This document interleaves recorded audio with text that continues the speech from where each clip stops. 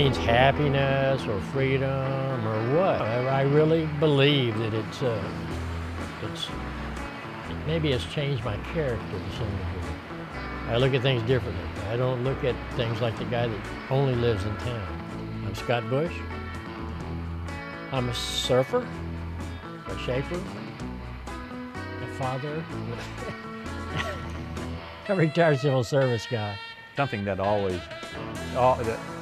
that I just absolutely love is that feel you get when that wave picks up your board, especially when there's some size to the surf. And you can just feel that power behind you, and you just feel that surge of energy. That's what it's like to be out surfing, and I think there's just nothing that can match it. Tom Groh, I'm a surfer, retired college chemistry professor, and a potter. I want to kiss a frog everybody. And we put little hangers on them.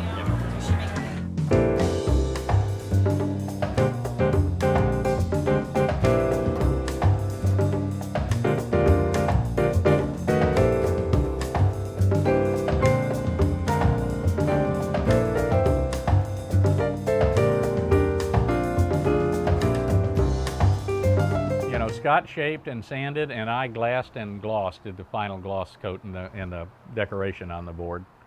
The first boards we did were Hudson's. Jack Waters had some old Malibu board. He wanted it glassed. Well, Benny Jackson, I guess it was Benny, came to me, and then Tom and whatever, but we all got together and figured out how to glass those boards. You had to paint them. I was out in California, as I said, living at this surf shop and hanging out at the factory and watching them make boards. And Scott had been talking with Jack Waters at Hudson Hardware about making boards. And so I told Scott, I said, tell him that we know how to make boards because I've been watching them, we can do this. And so he told them, and when I got back from California, Jack set us up a shop, and that's actually how Hudson Surf Shop started. So we did that, and then we said, well, if you like this surfboard thing, we started looking for surfboard blanks, and I think we started out with Walker foam, and we were there for what, a couple of years? Yeah, and then when we left, Brian Waters and some other people, Jack Waters' son, who owned the store, took over the boards, and then they became Islanders.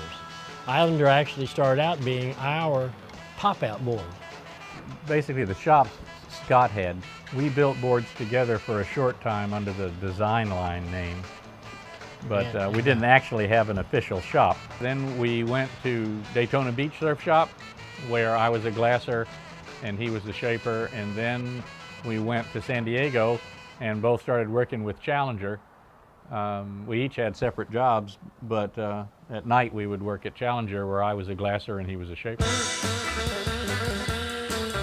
I'm just extremely happy that I grew up then and not now. Not because now's a bad time. It's just that I just can't see how that could have been more fun than it was.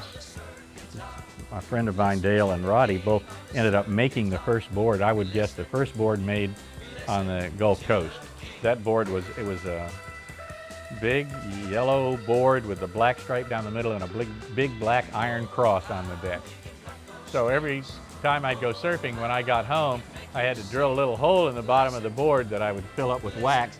And when I got home, I would poke that hole out to let the water drain out from between the foam and the glass. And the surf had not been up for a while, and so Scott and some of my other so-called friends went to my house, got the board, took it out to the beach. It was Dale, it wasn't me. Was it Dale? It had to be. It had to be Dale, I guess. Got the board, took it out to the beach on a strong offshore day, poured gasoline on it, lit it on fire, and sent it out as a sacrifice. Sent it out to the sacrifice to the surf gods. We didn't have any virgins in those days that we could sacrifice. Right. There were no virgins in our group, that's for sure.